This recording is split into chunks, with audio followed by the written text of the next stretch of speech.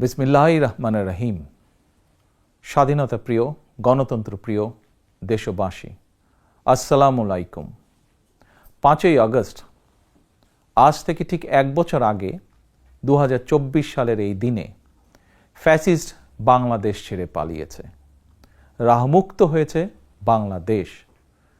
স্বাধীনতা প্রিয়, গণতন্ত্র প্রিয় জনগণের জন্য দিনটি আনন্দের, দিনটি বিজয়ের। রাহমুক্ত বাংলাদেশের এই দিনটিকে অন্তর্বর্তীকালীন সরকার জুলাই গণ অভ্যুত্থান দিবস হিসেবে ঘোষণা করেছে। তাবেদার মুক্ত বাংলাদেশের জনগণ প্রতি বছর এই দিনটিকে স্বাধীনভাবে সানন্দে সরকারি ছুটির দিন হিসেবে উপভোগ করবে। স্বাধীনতা এবং গণতান্ত্রিক রাজনৈতিক অধিকার চর্চার নতুন অঙ্গীকারে উদ্বুদ্ধ হবে। গণতন্ত্রপ্রিয় ভাই ও বোনেরা, 21 শতকের এই বাংলাদেশে পলাতক স্বৈরাচার এক বিভীষিকার রাজত্ব কায়েম করেছিল। গুম, খুন, অপহরণ, হামলা, মামলা, নির্যাতন, নিপীড়নকে সাধারণ এবং স্বাভাবিক ঘটনায় রূপান্তর করেছিল। এই ফ্যাসিবাদের বিরুদ্ধে 1.5 দশকেরও বেশি সময় ধরে চলা আন্দোলনের সময় বিএনপি সহ ভিন্ন দল এবং মতের গণতন্ত্রের পক্ষের শক্তির লাখো কোটি নেতাকর্মীর জন্য দেশকে নরকে পরিণত করে রাখা হয়েছিল। শত শত মিথ্যে মামলার কারণে ভিন্ন দল এবং মতের লক্ষ লক্ষ নেতাকর্মী সমর্থকের ঘর বাড়ি ছাড়া করে দেওয়া হয়েছিল। অনেকের পারিবারিক বন্ধন ছিন্ন হয়ে গেছে। গণতন্ত্রকামী মানুষের কণ্ঠ রুদ্ধ করতে পলাতক স্বৈরাচারের নির্দেশে দেশে শত শত গোপন বন্দিখানা, আয়নাঘর বানানো হয়েছিল। সেই আয়নাঘরের অন্ধকার প্রকোষ্ঠে জলজন্ত মানুষকে দিনের পর দিন, রাতের পর রাত, বছরের পর বছর আটকে রাখা হতো। অনেককে চিরতরে গায়েব করে দেওয়া হয়েছে। বিএনপির সাবেক এমপি ইলিয়াস আলী কিংবা কমিশনার চৌধুরী আলমের আজও খোঁজ মেলেনি। বিচার বিভাগ, নির্বাচন কমিশন সহ দেশের সকল সাংবিধানিক বিধিবদ্ধ প্রতিষ্ঠানকে অকার্যকর করে দেওয়া হয়েছিল। সংবিধান উপেক্ষা করে মানুষের ভোটের অধিকার কেড়ে নিয়ে নির্বাচনী ব্যবস্থাকে প্রহসনে পরিণত করা হয়েছিল। দেশকে চিরতরে তাবেদার রাষ্ট্রে পরিণত করতে দেশের শিক্ষা ব্যবস্থাকে বিনষ্ট করার সকল আনুষ্ঠানিকতা প্রায় চূড়ান্ত হয়ে গিয়েছিল। বই খাতা কলমের পরিবর্তে রাজনীতির নামে শিক্ষার্থীদের হাতে তুলে দেওয়া হয়েছিল লগি, বৈঠা, হাতুড়ি বা চাপাতি। বিপর্যস্ত করে দেওয়া হয়েছিল দেশের অর্থনীতি। ব্যাংকগুলোকে দেউলিয়া করে ফেলা হয়েছিল।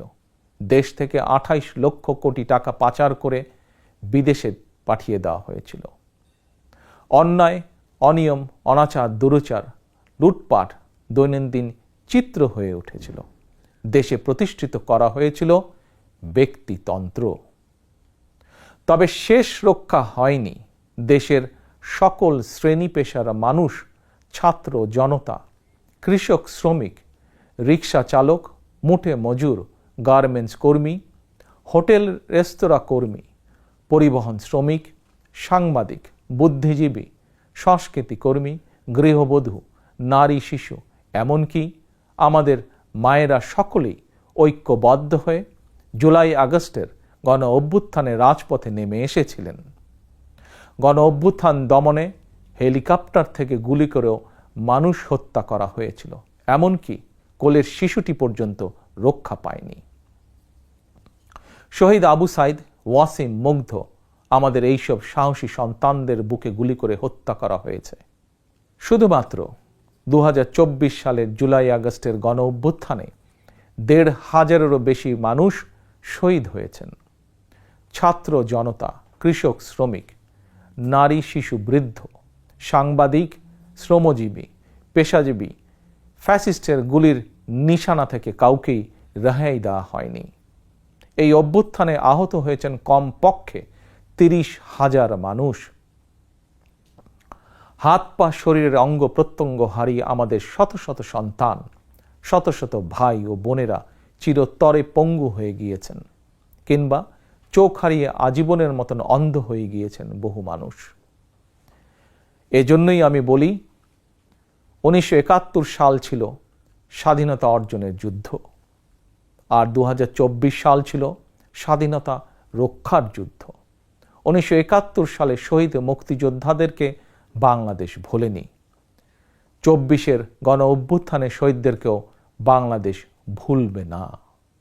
71 সাল থেকে আজ পর্যন্ত দেশ এবং জনগণের স্বাধীনতা অর্জন, স্বাধীনতা রক্ষা, স্বৈরাচার এবং ফ্যাসিবাদ বিরোধী আন্দোলন, গণতন্ত্র পুনঃপ্রতিষ্ঠার আন্দোলন, এভাবেই ইতিহাসের প্রতিটি বাঁকে বাঁকে লাখো মানুষ হয়েছেন শহীদ।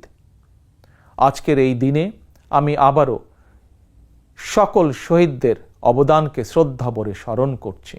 আহতদের দ্রুত আরোগ্য লাভের জন্য আল্লাহর দরবারে প্রার্থনা করছি। প্রিয় দেশবাসী, দেশ এবং জনগণের স্বাধীনতা এবং অধিকার প্রতিষ্ঠার জন্য নিজের জীবন বিলিয়ে দিয়ে শহীদগণ আমাদেরকে ঋণী করে গেছেন। এবার শহীদদের প্রতি আমাদের ঋণ পরিশোধের পালা। শহীদ পরিবারের কাছে সমগ্র বাংলাদেশ ঋণী। দেশে জনগণের রাজনৈতিক এবং অর্থনৈতিক ক্ষমতায়ন নিশ্চিত করে সাম্য, মানবিক মর্যাদা, সামাজিক সুবিচার প্রতিষ্ঠার মাধ্যমে একটি ইনসাফ ভিত্তিক গণতান্ত্রিক মানবিক বাংলাদেশ গঠনের মাধ্যমেই আমরা শহীদদের প্রতি ঋণ পরিশোধ করতে পারি।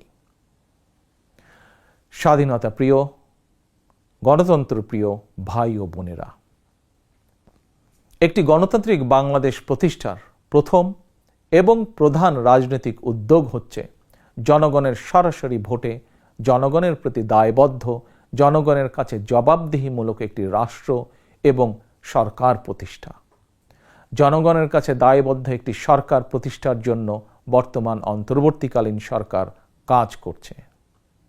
প্রিয় ভাই বোনেরা, বিগত 1.5 দশকের ফ্যাসিবাদী আন্দোলনের সঙ্গে স্বাধীনতা পরবর্তী 3-3.5 বছরের সময়কাল ছাড়া আর কোনো শাসনামলের তুলনা চলে না।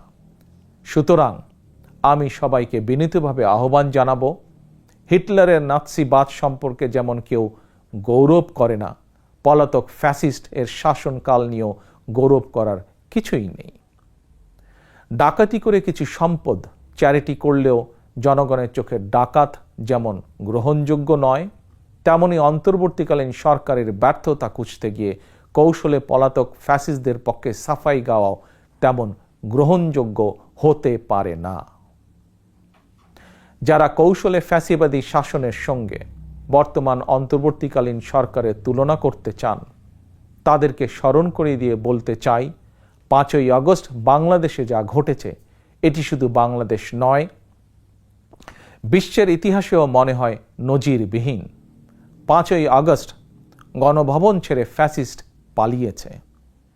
সংসদ ভবন রেখে তথাকথিত সাংসদ পালিয়েছে। আদালত ছেড়ে প্রধান বিচারপতি পালিয়েছে। বায়তুল মোকাররম ছেড়ে প্রধান খতিব পালিয়েছে। ক্যাবিনেট ছেড়ে মন্ত্রীরা পালিয়েছে। ফ্যাসিস্টের দোসররা গা ঢাকা দিয়েছে। তবে উদ্বেগের বিষয় হচ্ছে, পলাতক এই ফ্যাসিস্টের চক্রের মনে এখনো কোনো অনুতাপ, অনুশোচনা নেই। প্রিয় ভাই ও বোনেরা, হাজারো শহীদের রত্ন স্নাত রাজপথে ফ্যাসিবাদ বিরোধী অভূতপূর্ব জাতীয় ঐক্য গড়ে উঠেছে। বাংলাদেশে আর কখনোই ফ্যাসিবাদ কায়েম হবে না ইনশাআল্লাহ। কাউকে গণতন্ত্র হত্যা করার সুযোগ দেওয়া হবে না। বাংলাদেশকে আর কখনোই তাবেদার রাষ্ট্রে পরিণত করতে দেওয়া হবে না ইনশাআল্লাহ।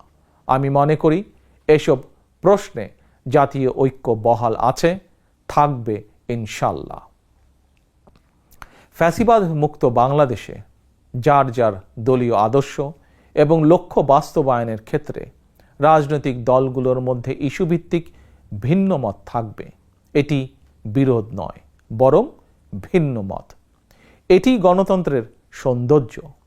তবে ভিন্ন মত কিংবা বিরোধের মাত্রা যেন ফ্যাসিবাদ, উগ্রবাদ, চরমপন্থার উত্থান কিংবা পুনর্বাসনের কারণ না হয়ে দাঁড়ায়, সে ব্যাপারে প্রতিটি রাজনৈতিক দল এবং গণতান্ত্রিকামী জনগণের প্রতি সতর্ক থাকার জন্য বিনীত আহ্বান জানাই। আমি মনে করি প্রতিটি রাজনৈতিক দল যার যার দলীয় কর্মসূচি কিংবা এজেন্ডা নিয়ে জনগণের আদালতে যাবেন। জনগণ কোনটি গ্রহণ করবেন কিংবা কোনটি বর্জন করবেন এটি সম্পূর্ণ জনগণের এখতিয়ার। এভাবেই প্রতিদিনের রাজনৈতিক চর্চার মধ্য দিয়ে রাষ্ট্র জনগণকে শক্তিশালী করে তুলতে হবে। প্রিয় ভাই ও বোনেরা, স্থানীয় সরকার থেকে আরম্ভ করে জাতীয় সংসদ পর্যন্ত প্রতিটি স্তরে জনগণ যখন সরাসরি নিজের পছন্দের প্রার্থীকে নিজের ভোট প্রয়োগ করে প্রতিনিধি নির্বাচন না করবে, সরকার গঠন কিংবা সরকার পরিবর্তনের ক্ষমতা অর্জন করতে না পারবে, ততদিন পর্যন্ত রাষ্ট্র এবং সরকারে জনগণের ক্ষমতা প্রতিষ্ঠিত হবে না। তাই আসুন রাষ্ট্র, সরকার, শাসন, প্রশাসন পরিচালনায় আর প্রতিদিনের কার্যক্রমে জনগণের গণতান্ত্রিক রাজনৈতিক অধিকার চর্চা প্রয়োগের সুযোগ সৃষ্টির মাধ্যমে আমরা জনগণকে রাজনৈতিকভাবে শক্তিশালী করে গড়ে তুলি। জনগণকে শক্তিশালী করে তুলতে না পারলে শেষ পর্যন্ত কোনো কিছুই শক্তিশালী এবং টেকসই হবে না। প্রিয় দেশবাসী, 2024 সালের 5ই আগস্ট বাংলাদেশের ইতিহাসের ঘৃণ্যতম ফ্যাসিস্ট পালিয়ে যাওয়ার পরপরই বীর জনতার উদ্দেশ্যে দেওয়া এক অভিনন্দন বার্তায় আমি বলেছিলাম, বিজয়ের কাছে পরাজিতরা নিরাপদ থাকলে বিজয়ের আনন্দ মহিমান্বিত হয়। সেটি পুনরায় স্মরণ করিয়ে দিয়ে দেশের গণতান্ত্রিকামী জনগণের প্রতি আমার আহ্বান, কেউ আইন নিজের হাতে তুলে নেবেন না, মব ভায়োলেন্সকে উৎসাহিত করবেন না, নারীর প্রতি সহিংস আচরণ করবেন না, অন্যের স্বাধীনতার প্রতি শ্রদ্ধাশীল থাকুন। একজন মায়ের চোখে বাংলাদেশ যেমন, আমরা তেমন একটি বাংলাদেশ গড়তে চাই যেখানে দল, মত, ধর্ম, বর্ণ নির্বিশেষে বিশ্বাসী, অবিশ্বাসী, সংশয়বাদী প্রতিটি সন্তান, প্রতিটি মানুষ নিরাপদে থাকবে। আজ এবং আগামীর প্রতিটি 5ই আগস্ট হয়ে উঠুক গণতন্ত্র, সুশাসন প্রতিষ্ঠা আর মানবিক মানুষ হয়ে ওঠার অঙ্গীকারের দিন। এই সুমহান অঙ্গীকার বাস্তবায়নের দীর্ঘ যাত্রায় আমি এবং আমার দল বিএনপি দেশের সকল গণতান্ত্রিকামী জনগণের সমর্থন এবং সহযোগিতা আশা করছি। আল্লাহ হাফেজ। বাংলাদেশ জিন্দাবাদ। বাংলাদেশ জাতীয়তাবাদী দল জিন্দাবাদ।